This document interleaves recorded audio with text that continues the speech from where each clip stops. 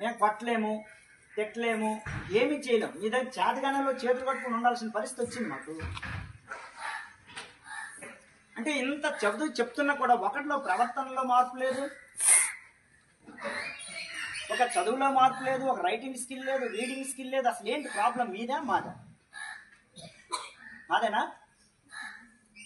మాదైతే చెప్పండి. మీ అందరికీ చిన్న దండం పెట్టేసి పడుకుని పెట్టి పెట్టేస్తాను. మరి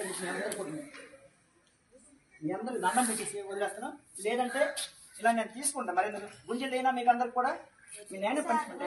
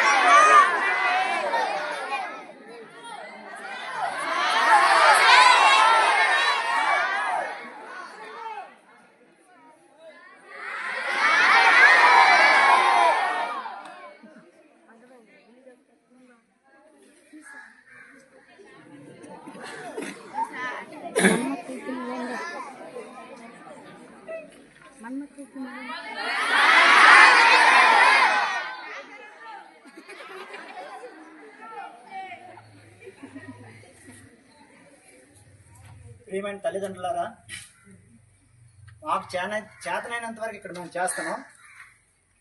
మీ పిల్లల్ని మీరు కనీసం కంట్రోల్ పెట్టకపోతే మీ స్కూల్కి పంపించడం వృధా అవుతుంది. ఎందుకంటే ఇక్కడ మా ఉపాధ్యాయులు మేము ఎంత కష్టపడి పనిచేసినా కూడా ఎలాంటి ప్రయోజనం ఉండదు. మీరు మీ పిల్లల్ని అదుపులో పెట్టుకోకపోతే మీరు పాఠశాలకు పంపించడం వృధా అవుతుంది.